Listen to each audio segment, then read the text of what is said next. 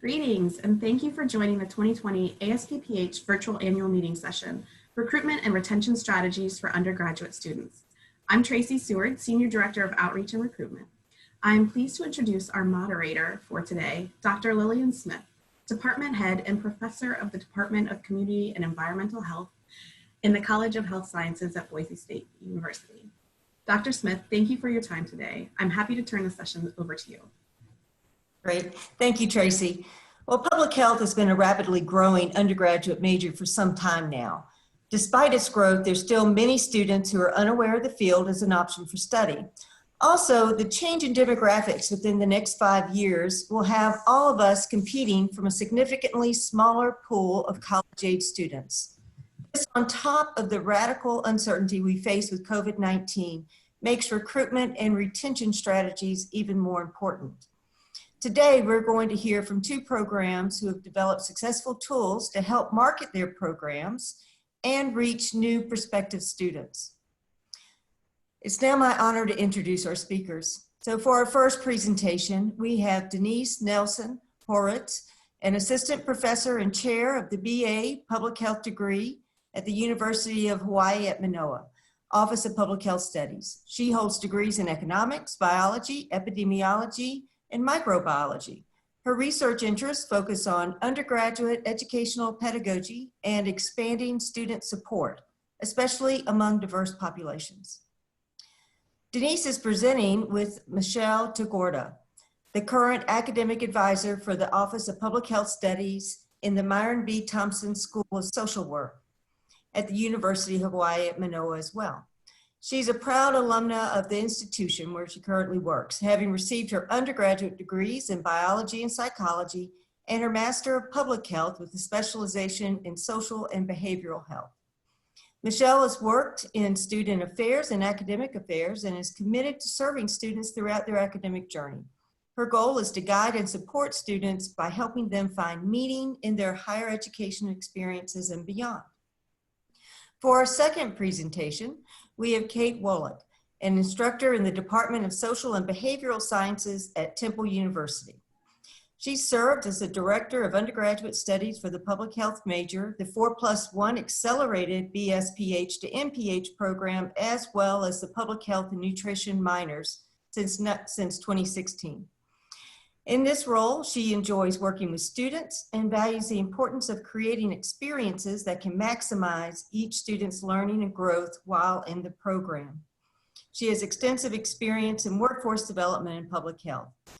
Kate has previously been the fieldwork coordinator for the undergraduate and MPH program, where she developed and maintained partnerships with public health organizations and facilitated student placements.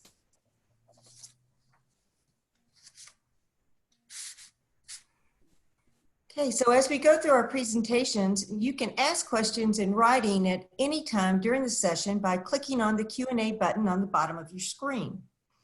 We will hold questions until all the presentations are finished. So now I'd like to invite Denise and Michelle to begin with their presentations.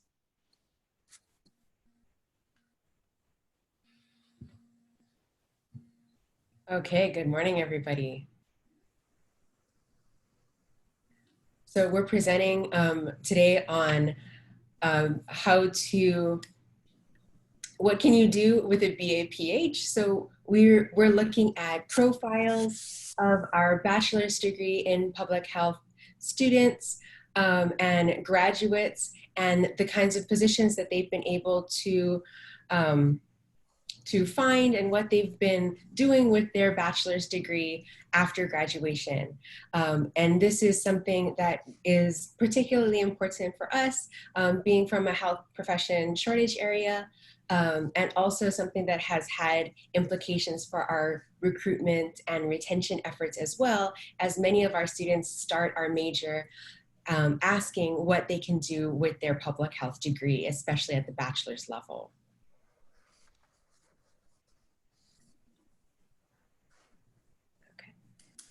Aloha everyone, thank you for the opportunity to participate in today's webinar. I'd like to start by providing a brief background about the healthcare workforce in our state.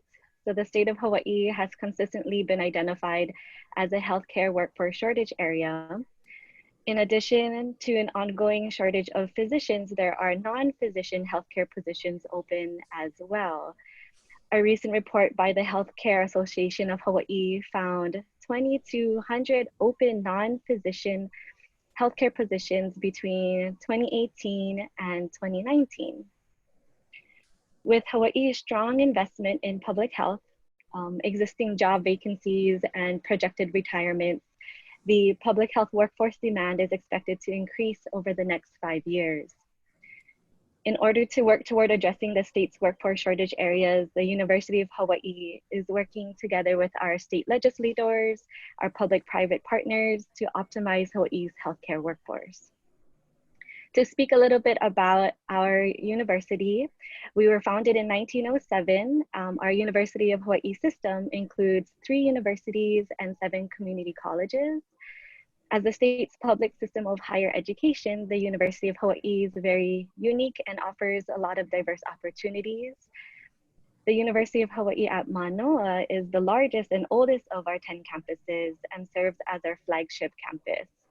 It is a sea, land, and space grant institution, which offers many research opportunities for our students. We have a total population of 17,710 students. We offer hundreds of degrees at the undergraduate, graduate, and professional levels, including 100 bachelor's degrees, 87 master's degrees, and 59 professional and doctoral degrees. Now I'd like to talk a little bit about our public health program. The Office of Public Health Studies is part of our Myron B. Thompson School of Social Work. Public health has been offered at UH Manoa since 1952, and our degree programs have been continuously accredited by the Council on Education for Public Health. We offer degrees at all levels, including bachelor's, master's, and doctoral programs. We offer MPH specializations in epidemiology, health policy and management, Native Hawaiian and Indigenous health, and social and behavioral health sciences. We have a Master's of Science in Epidemiology, and students have opportunities to pursue a PhD in either community-based participatory research and or in epidemiology. To share some additional information about our bachelor's degree, more specifically, it was a fairly newer program launched in January 2014. We began offering our public health minor to also meet the needs and interests of our campus in August of 2018. Currently, we have 172 declared public health majors at the bachelor's level. We're extremely proud of our graduates and would like to provide an overview of where our bachelor's and public health students go after they graduate. We'd like to provide some data of our graduates. We have to date 176 students who've graduated. Of the 176, 43% are employed and 35% are pursuing continuing education, which includes at advanced degrees as well as our pursuing professional programs. I'll turn it over to Denise to share more about our graduates.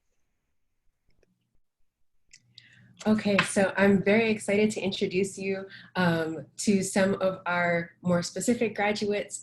In this presentation, we're really using them as potential highlights and kind of expanding on the opportunities that they've had and how they've been representative of other students who have graduated from our program as well.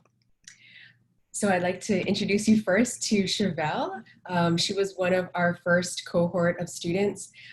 She went on to a master's in public health degree specializing in health policy and management and is currently a doctoral student working on a degree in community-based participatory research at the doctoral level. And so she's one of many students that have gone on to graduate programs specifically in public health.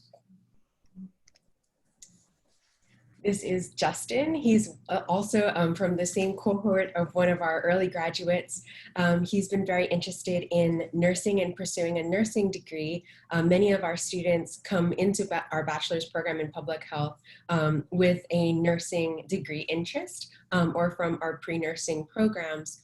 And so one of the things that we've been able to provide at the bachelor's level is a macro scale perspective to healthcare that students are then able to apply at a graduate level nursing programs. And so he's one of many students who have gone on to degrees in graduate level degrees in nursing or nursing practice.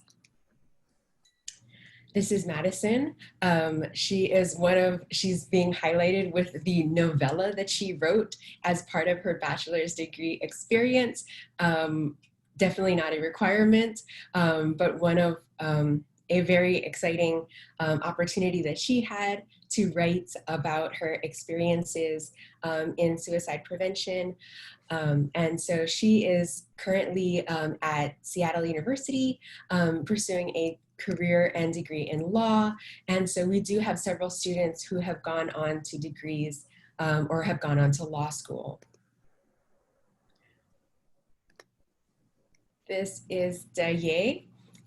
She was one of our international students. She was very excited and interested in our built environment. This is a photograph of her presenting at our required summit, Undergraduate Public Health Summit, where students present both the proposal of their required capstone projects and then in subsequent semester, their completed projects. And so this was her completed project focusing on physical activity implications of recent built environment changes. She decided to pursue a master's degree in urban planning to kind of build off of her interest in the built environment.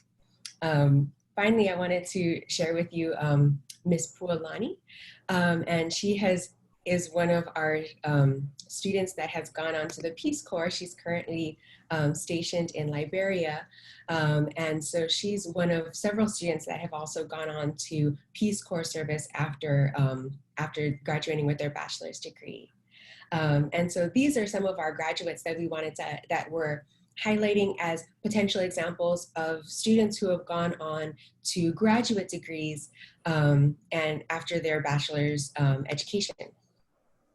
So I wanted to shift gears a bit and highlight some of our students that have gone on to employment opportunities and really profile the types of employment that our students have received directly from their bachelor's degree. And just as a side note, I pulled out any graduates who had received advanced degrees or complementary degrees. And so these employment opportunities and positions are exclusively based on what students have, the credentialing they've earned with their Bachelor of Arts in Public Health from our degree program. Okay, so first I'd like to introduce Jenna. She has gone on to work with the American Lung Association in our local Hawaii chapter, working as a lung health coordinator. So several of our students have gone on to careers in health education. I'd like to highlight this lovely group of ladies. This is the Opioid Response Network for American Samoa. But more specifically, I'd like to highlight Jonika, who is one of our graduates and who is a wellness coordinator in a relatively high level position working with the American Samoan government, providing a lot of support for our Pacific Islands and in her home country. This is Heidi. She's actually had two different positions that I wanted to highlight. She's currently a logistics and lead support coordinator looking at improving access to childhood education. This is something that she was very passionate about as a student as well. This is also a relatively new position that she's held for the past year or so. Before that, she spent a year working as a homeless outreach coordinator and program specialist in a nonprofit that's really focused on people attentive to children, or BAPH. So a lot of our students also go on to work at some of our local nonprofit organizations. This is Jeff Remo. He was one of our students that was very interested in working on HIV prevention and in more specifically working on PrEP as a treatment option, prophylactic treatment option for HIV prevention. This is something that he completed and worked on for his capstone project within our program, and also used and applied in his first position at the Hawai'i Health and Harm Reduction Center, where he went on to become the PrEP and STD coordinator for this organization that also is one of our local nonprofits. This is a profiler headshot that I got from one of his more recent news interviews. So it's been very exciting to see our students or our graduates being highlighted across our state. And he is also not the only one of our graduates who's working with the Hawai'i Health and Harm Reduction Center. So this is Allison, and she works in program quality and looking at program quality assurance. This is Nicole. She actually has two positions that I also wanted to highlight. She's currently working at the Health Promotion Specialist for the American Lung Association of Hawaii. And this is something that we're also particularly excited about. The Hawaii chapter of the American Lung Association is now being run entirely by our graduates, now that one of our MPH graduates has taken over as the executive director. So we're especially excited to be partnering with them. Prior to that, she was working as a volunteer coordinator at the Honolulu Community Action Program, another nonprofit. She was very motivated to work more in lung health. This is something that she was very passionate about as a student completing her capstone project on pulmonary and respiratory challenges among adults. Okay, this is Vivian. She is currently working, she completed her capstone project and experience internship with a nonprofit called Healthy Mothers, Healthy Babies, and they went on to offer her a position after graduation. And so she's currently one of the program coordinators for their PICO Pals, or New Parent Support Group. And so she's working, has been working with that organization for the past 3 years, immediately after her graduation. We had another student who is also a more recent graduate, Princess, shown here with her daughter. She also worked with Healthy Mothers, Healthy Babies for her internship requirement, and they also offered her a position after graduation. And so she's also a program coordinator with their organization, working with their Cribs for Kids program, promoting safe sleep patterns. This is Ting. She was especially interested in data management and a little bit more kind of applied epidemiology. And so she currently works as a healthcare services analyst for one of the insurance companies, HMSA, here in Hawaii. And I also wanted to highlight Shrue. She is a wonderful representative and student that entered into our program from the Pacific Islands. And she's currently a research associate at the University of Hawaii Cancer Center. She's also interested in pursuing a master's degree in public health after gaining a little bit more experience. This is something that has also been somewhat common among our bachelor's degree students or our bachelor's degree graduates, where they go out into the field and gain a year or so of work experience in the local community, and then come back in many cases for their master's degree credentialing as well. This is Remy, or Jeremy, and he used to be a member of our football team. He's currently dressing a little differently these days. Currently works for United Airlines as their senior food safety coordinator. Previously to that, he worked at the Queens Medical Center, one of our major healthcare providers here in Honolulu, working in patient services. This is Jennifer. She's currently a master's in public health student that's pursuing her degree in social behavioral, but her day job is as a project coordinator working in one of our alcohol surveillance programs throughout our state. This is Deja. She's also a part-time master's in public health student pursuing a degree in specializing in social behavioral health sciences. But again, her day job is working more in administration and fiscal support at our local Center on Aging on campus at the University of Hawaii. And last but not least, I wanted to introduce Stephanie. And so she was very interested in improving services, emergency services, and improving access to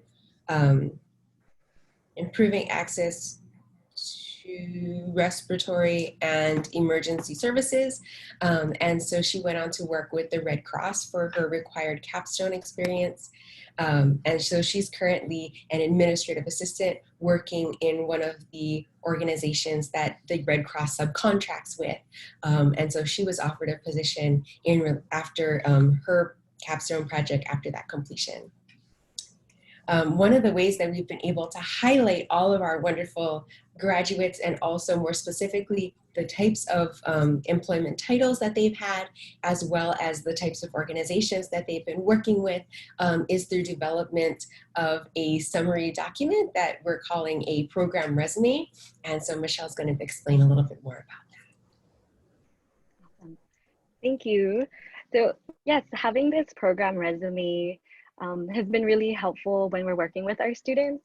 It serves two purposes for us. It's used as a summary sheet when we have conversations with our community partners, providing them an update of where our program is in terms of the number of graduates, where they are employed, a snapshot of where they're employed and the types of job titles they hold, as well as a reminder to our community partners of the type of employable skills that our students have gained throughout our curriculum and throughout our program through courses, as well as our applied learning experience, as a potential kind of, hey, be on the lookout of these graduates who can really contribute to the mission of your organization, of your healthcare centers or your healthcare organizations. And so having this snapshot has really served multiple purposes for us. What I've really enjoyed using this snapshot or this program resume for is when I'm working with our prospective students. So I've had the pleasure of working with our students throughout their life cycle as prospective students, students that then become part of our major, and then those that are getting ready to prepare for the next step, whether that's employment or going on to graduate school. And so when I work with our prospective students, one of the common questions I get is, what can I do with a Bachelor's of Arts in Public Health degree? Where can I work? You know, what do your graduates end up doing? And so utilizing this tool has been really helpful to give them some tangible job titles that could help jumpstart their career searches on the various local and national databases, but also highlighting the places where our students, our graduates are employed at, especially if they're familiar names of nonprofit organizations or healthcare systems. Our students can really start to see themselves playing a role in playing a community impact role at those places as it continues to align with their public health interests throughout their experience with us and throughout their taking our different courses and experiencing our curriculum. I wanted to speak a little bit more about the skills, the employable skills that students gain. And so when I'm working with prospective students, I like who normally come from like our exploratory students or students from other majors. I like to spend some time talking to them about these employable skills so that they are able to look forward to gaining these skills and also start to think of themselves of gaining these skills throughout our curriculum. And so these are some tangible outcomes I like to emphasize for students while they're studying public health. And so each of these classes, each class within our curriculum does highlight these employable skills. And so as they create their academic plans, it becomes more than just a checkbox to complete their degree requirements, but also creating meaning and purpose to how they build their academic plans. And then also speaking about our, giving them confidence about our students being able to get employed, and also having them think about, public health, not just as a standalone career, but if they wanted to go on to maybe professional programs, graduate programs, it's really a nice way to provide that perspective for them and emphasize how public health can be used in many ways. And so I'm hoping this tool would be a great resource for students or for your programs to think about ways you could highlight the great things that you're all doing. And so we've found really success in using this tool in our prospective students, as well as helping to share information about what we do in our community. So that brings us to the end of our presentation. Mahalo, or thank you for this opportunity again to share a little bit about us.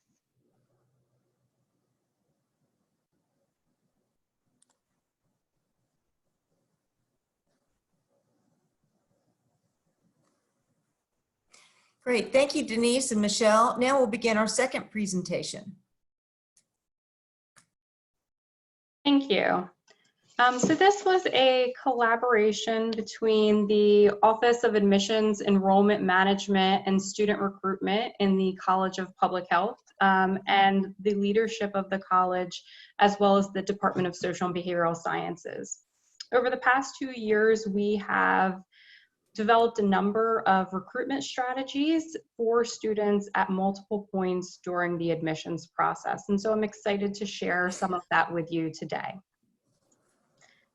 So during the presentation, I'll talk about and provide some context about how students come into the BAPH program, as well as talk about our key recruitment initiatives, which was our outreach to area schools, as well as our experience Temple and Cherry and White shadowing days, and talk a little bit about the successes and challenges and where we see ourselves going in the future.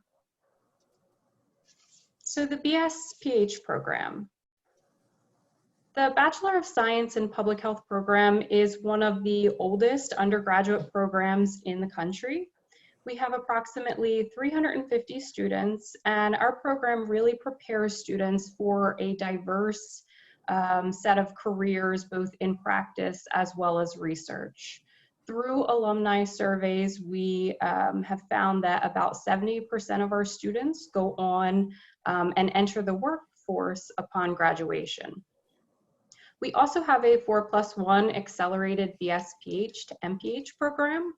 And so a number of our first-time freshmen cite choosing Temple because of their interest in this program. And then we have a public health minor, a nutrition minor, and a new minor in applied epidemiology. And so this is also another opportunity to extend our reach across the university and interest in the field of public health. So how do students come into the program? They come in from a variety of ways.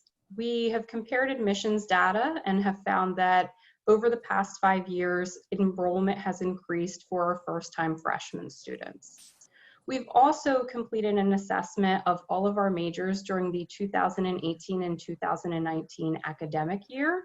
And so we found that while first-time freshmen are increasing, a larger majority of students are either transferring in from outside institutions, such as the Community College of Philadelphia and Montgomery County Community College, but about 50% of our students are transferring in from other majors within the university. And so biology, undeclared university, and then undeclared within the College of Public Health. So some challenges with recruitment. The lack of awareness and visibility for public health as a career, I think, is one of the major challenges that many undergraduate programs face across the country. So this isn't something that students see on TV or in movies, and they may not have as many interactions with public health professionals. And so both for students and parents alike, medicine and nursing are sometimes perceived as the predominant career tracks if a student is interested in health. The positioning of the undergraduate public health program within the Department of Social and Behavioral Sciences within a larger College of Public Health creates a unique challenge for students during their initial search. So some students have cited they're not sure where to look for the information or who to contact about majoring in public health. One of the most frequently asked questions from students and parents is, what can I do with this degree? And so the diversity of career opportunities complicates a conversation about post-graduation opportunities. And then the interdisciplinary nature of the field and just explaining how and where this fits in within the larger health and healthcare context can also be challenging. So our first initiative is the outreach to area high schools and community colleges. And so during the spring 2019 semester, the Associate Dean for Academic Affairs within our college coordinated an outreach event to 5 community colleges and over 115 public and charter high schools in the surrounding counties. And so this was really an opportunity to increase awareness about the field with students who are not actively engaged in a college search. So staff within the college compiled a spreadsheet of public and charter high schools in 4 surrounding counties and identified a contact person, so a lead science teacher, a guidance counselor, an assistant principal. The Associate Dean sent emails at the end of February 2019 and asked schools if they were interested in participating. And so we had a really great response, and 115 schools indicated yes, they would love for someone to come in and talk a little bit about public health and opportunities in the college. This initiative was introduced to all program directors across the college at a program director retreat in March, and then program directors went back to each of their units and disseminated the information to faculty. And so between March and May 2019, faculty attended 54 schools and some on multiple dates.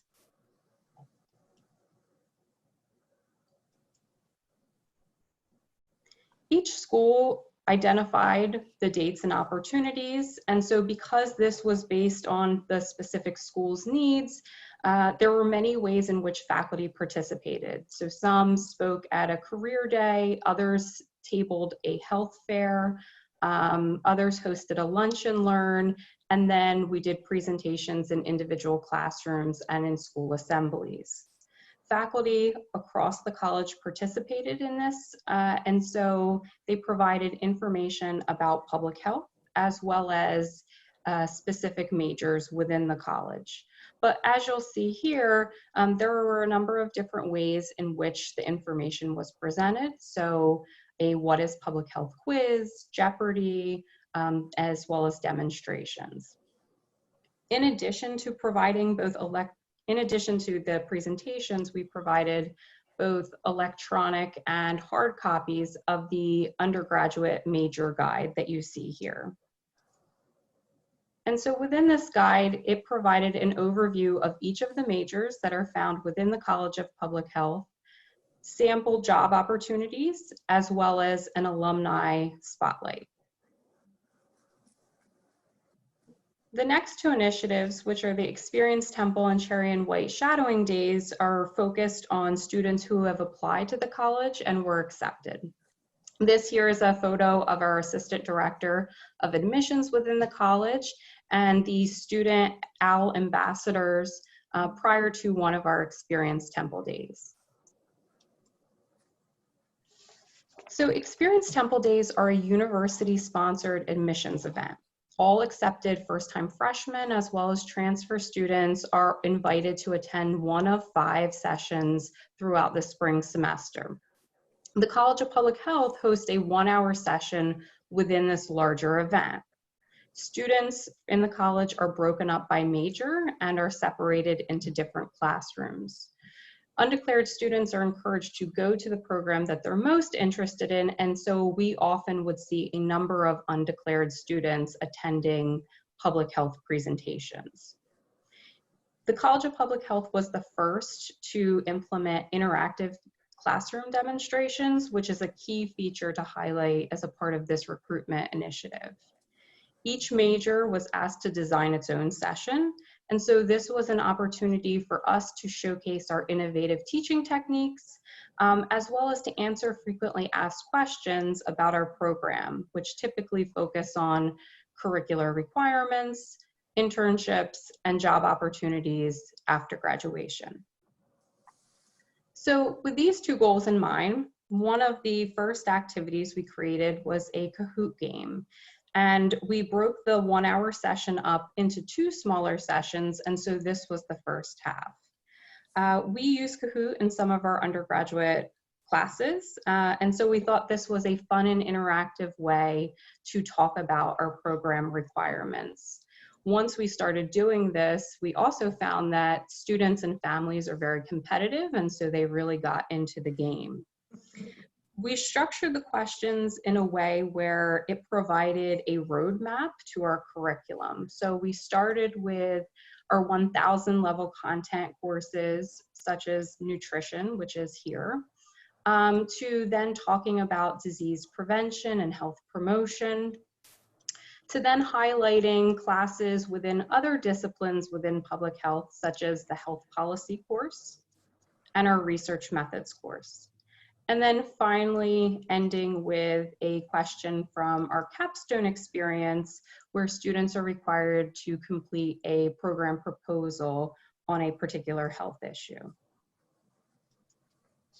During the second half of the session, we devoted time to either learning more about internships or careers in public health. With the support of the field education coordinator, our students apply and secure their own internship placements. And so there's often a wide array of interest, communities being served, and health issues being addressed. Our internship students are required to complete a poster presentation at the end of each semester. And so this again was a nice opportunity to showcase some of our students' work, as well as the varying interests of our students and community partners. So I selected posters. I printed them on large poster boards and organized them around the classroom during the session. Students were given a sheet like the one in the picture and asked to move around the room to find the answers. And so, of course, to incentivize completion, we awarded prizes to the first 3 who finished the challenge. The Careers in Public Health Bingo is something we implemented this spring. One of my colleagues in our department developed a Where Are They Now campaign. She collected information from our alumni about their careers and created posters, the ones you see here. And so we have currently 28 different alumni posters. And so because it's often challenging to represent the many career opportunities in public health in a short time frame, in an engaging way, we thought this was an opportunity to provide some really great tangible examples of what you can do with a degree in public health. One thing to note on the bingo sheet is I asked students to list the person's name and their job title. And so my hope was really that they took this piece of paper home with them. They could either connect with the person on LinkedIn, or they could search the job title if they wanted to learn more about career opportunities in public health. And the last initiative is our Cherry and White Shadowing Days. So these were conducted in mid-April each spring. And so the target for this event was really students who had been accepted into the major or into the college, but had not committed to Temple. In coordinating this event, I reached out to undergraduate faculty to see what classes were available and what dates students could attend, and then worked with the assistant director for admissions within the college to finalize the details. And so we had a great success last year. 8 students as well as their families attended this event. And we felt that it was equally as important for families to attend all of the day's activities as it was for the students. So our student ambassadors were also imperative in providing support for this, in that they attended the luncheon, they took students to and from classes, as well as really provided a student perspective of the program. And so here is a sample of one of our cherry and white days. So as you can see, students met with college admissions, they had lunch with faculty and students, and then attended one of our courses.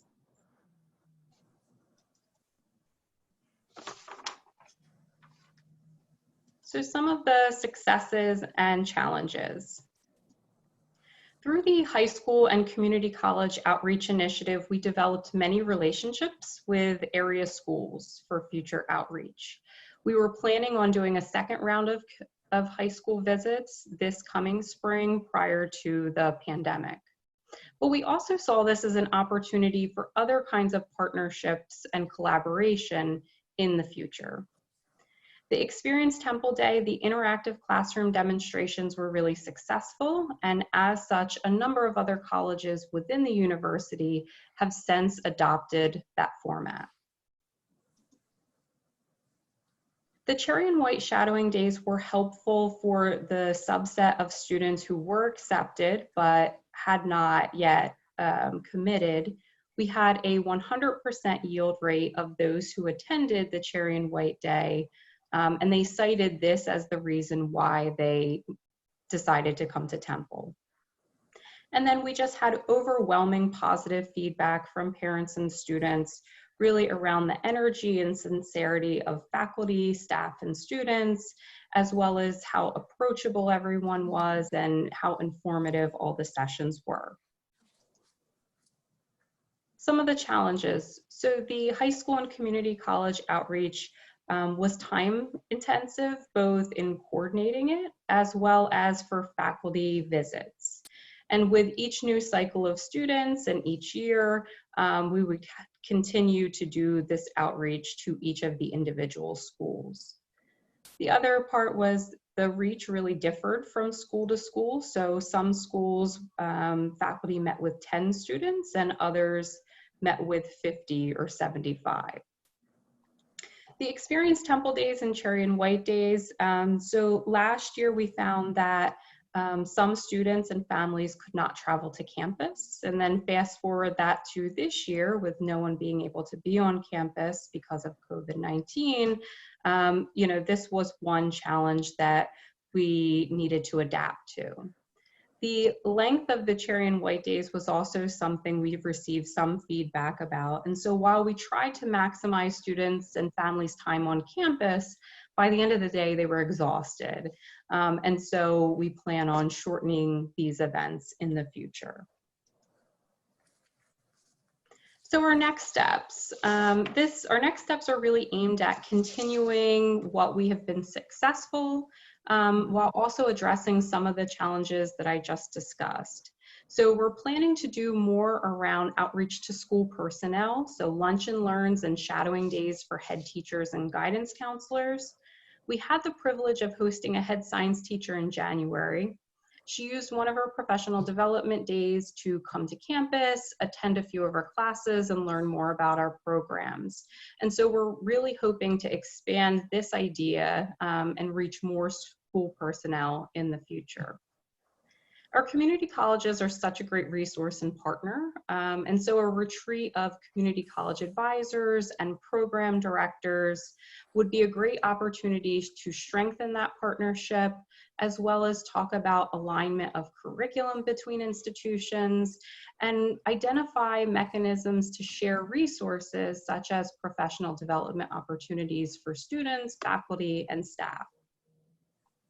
In place of the in-person recruitment events, we are holding virtual sessions. So we have an alumni and current student panel next week, and then we'll be offering a sample class around a contemporary health issue in May.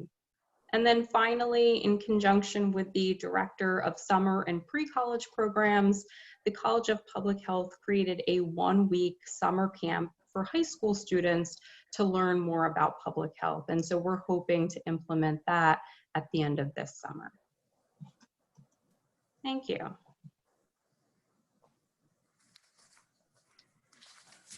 Great, thank you, Kate. This is Lillian Smith. We have some audience questions. As a reminder, you can enter your question by clicking on the Q&A button on the bottom of your screen. We will answer as many questions as possible during the remaining time. Kate, while we have you, let's see, we have a question for you. Can you elaborate on how students transfer from community colleges? How many, and will your school accept credits from the community college? Yes, so it depends. It varies from community college to community college. The two that we have the largest number of transfers from, we have program to program agreements. And so they have a set curriculum that they need to take at the community college.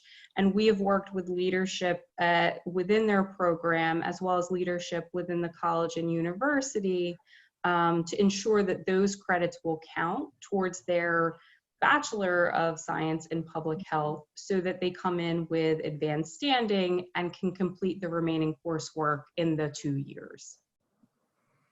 Very good. Denise and Michelle, do you have anything to add to that as well?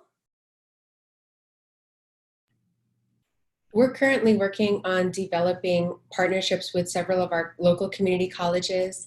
And so we're working on extending some of our coursework to be able to be offered at the community college level and at the community college locations. We're also looking at expanding some of our online options so that students can start taking our coursework before they get to our campus, which is especially important for several of our students that are on our neighbor islands that make it difficult for them to access our physical campus.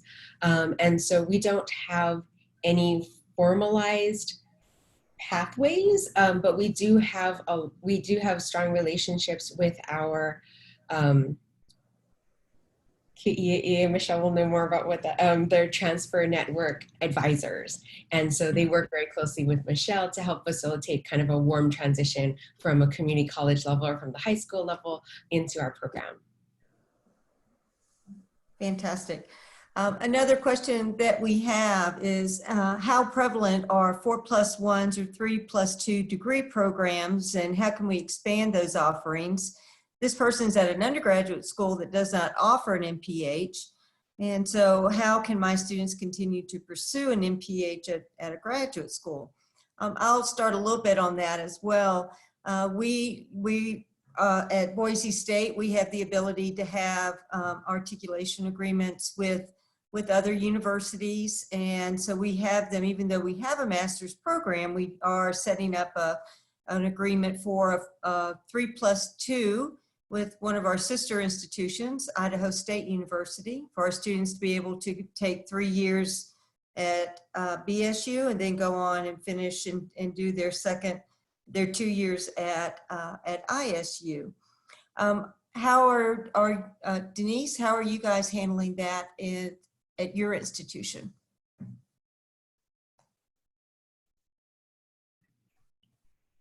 I'm sorry, could you go back to the original question? I'm so So sorry. the original question is the prevalency of the 4+1s or 3+2 degree programs. Okay, I'm sorry. And so our program does not have a 4+1 between our bachelor's in public health degree and our master's in public health degrees yet. And a lot of that has to do with the capacity of our courses that we identified as would be our gateway courses. And so we do have 4+1 relationships with other programs on campus that facilitate transition into our master's degree programs. We currently have one with our Global Environmental Sciences program that transitions into our epidemiology MPH. But we had started some conversations earlier this academic year to try to develop some of those 4+1 programs within our own program. And those have been slightly derailed recently. Those things happen. Kate? So we have a 4+1 program, which is in its 4th year. And so we are seeing increasing enrollment in that. We also worked, so it started as a 4+1 BS/PH to either an MPH in social and behavioral sciences or in health policy and management. And so we have expanded that to also include an MPH in epidemiology, as well as an MPH in applied biostatistics. And so with the expansion of those 2 degrees, it really has increased enrollment, as well as the university changed its guidelines to make it more inclusive for transfer students to participate in the program as well. Very good. And Kate, while we have you, how can all of us, maybe through ASPPH, work to increase knowledge of college recruiters and high school counselors? Yeah, I mean, I think that it is maybe resource sharing. So Michelle and Denise's, their snapshot major resume, I love that. I think it's a great resource. It's a, you know, a kind of a concise information, right, about the major. But I think it's really our assistant director for admissions and recruitment at the college goes and talks with the university admissions recruiters and coordinators and tries to provide as much information and resources as possible. But knowing that there are many degree programs across the university. And so I think it's, you know, one, developing and sharing materials that we have with both university counselors as well as high school and saying, here, these are some opportunities and post-graduation careers that students could be involved in. Very good. Michelle, do you have anything to add to that? Yes, I think one of the important things to highlight is those relationships on our campuses. Not just the, you know, where our students that come to public health are from our advisors that share students together, but also partnering across different divisions. So we know within our student affairs department, there are a lot of kind of events and workshops going on that help support students from all different populations, diversity, equity, and inclusion, who play an important role in that access to higher education piece. And so having them learn about what public health is and the opportunities that students have is a great way to help build the interest up on our campuses. Very good. And we have a few questions here concerning opportunities and also some challenges around COVID-19. And so what would you say are the career opportunities arising from COVID that we can direct our recent grads to pursue? Kate, we'll let you start. Sure. So I am seeing many more opportunities just around, so I have a number of students who have applied and been hired through our local health departments to do a lot of the preparedness work, as well as, you know, even within nonprofits and just some of the direct services, many students also go into that as well. Very good. Denise or Michelle? So this is something that we've been very, very proud of some of our current students, but also some of our recent graduates in terms of how active they've been in the COVID-19 response, separate from their responsibilities or commitments on campus. And so several of our students have worked with our local health department to join the Medical Reserve Corps. And so they're working on supporting transportation of testing. They're also working on supporting things like mask development and allocation of resources in terms of distribution. And one of our students is actually coordinating the volunteers working for our medical response program. And so we're seeing, or we're anticipating that some of those volunteer type opportunities may lead to employment opportunities, as we have many of our current students and recent graduates who are working directly with local health officials. We've also seen a lot of our students that are being able to provide some health education opportunities for our local community members. And so we're all just kind of waiting to see how things shake out, but it seems like there's a lot of potential. Very good. And then we have another question. How are you continuing your recruitment activities remotely under the current quarantine conditions? And I'm going to add on that, we have another question that's kind of related. But do you expect an increase in students interested in studying public health as a result of COVID? Michelle? Great question. Yes. So I think I'll answer the second part of that question first about the increase of interest around COVID-19. So on our campus, we've continued academic advising, and our support services are still very much available to our students. And so during this time, we are actually having mandatory advising and helping to create and continue to develop students' academic plans. And so I've seen an increase of prospective students either wanting to change majors to public health or wanting to add on a minor in public health, or even thinking about graduate opportunities.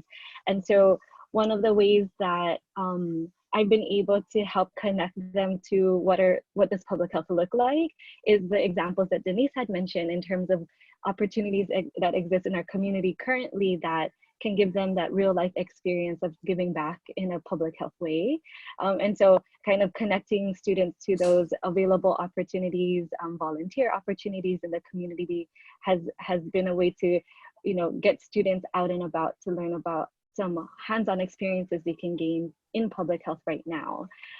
As far as virtual opportunities to continue recruitment, we, as myself as well as our faculty, continue to be very readily available to our students, which I think makes a huge difference in building that relationship and connection with prospective students. So knowing that we're here still open and functional and ready to answer questions has been something students really appreciated.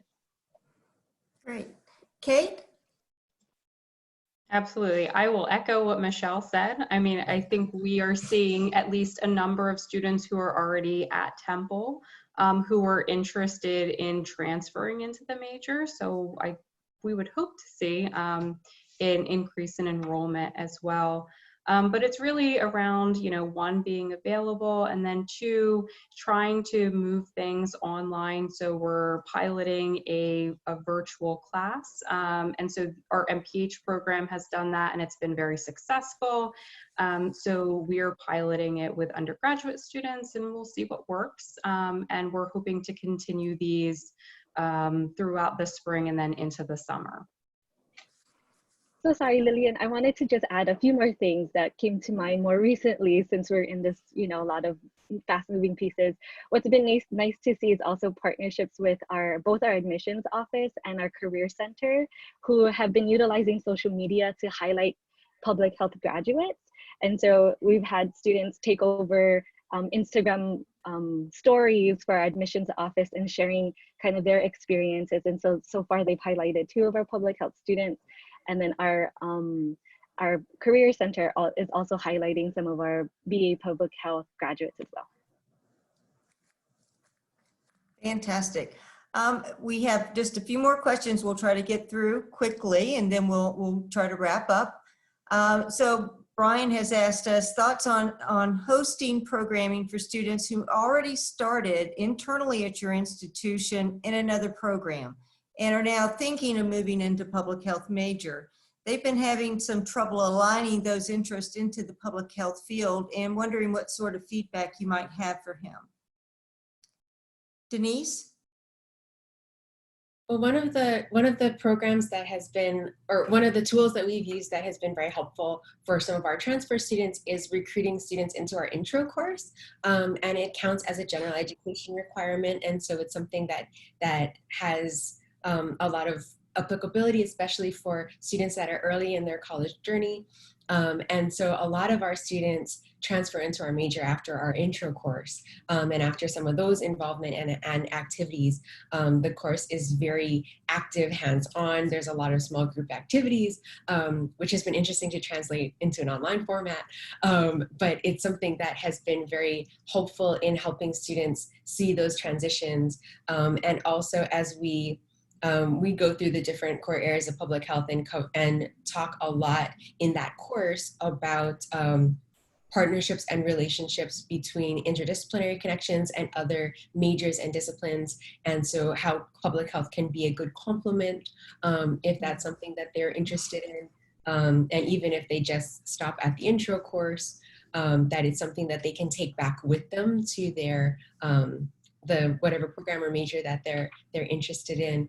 And so we've gotten a lot of really positive feedback from that course, and also opportunities on campus. Great, thank you. Well, we are out of time, and I want to thank all of our panelists for sharing your expertise, and all of you for your attention and very thoughtful questions. We had a few questions we couldn't get to, and hopefully we'll be able to take a look at those and provide some answers to you. A recording of this webinar will be available shortly on the ASPPH website. So that's how we'll be able to get through to it. Additionally, ASPPH has compiled resources and guidance from member schools and programs of public health as they respond to the COVID-19 pandemic locally and globally. We have those resources for you as well. As you close out of the session, please take a moment to complete a very brief session survey. Zoom will display it on your web browser. And finally, please note the virtual annual meeting sessions coming up, which you can learn more about on the ASPPH website. This concludes today's webinar. Thank you all for joining.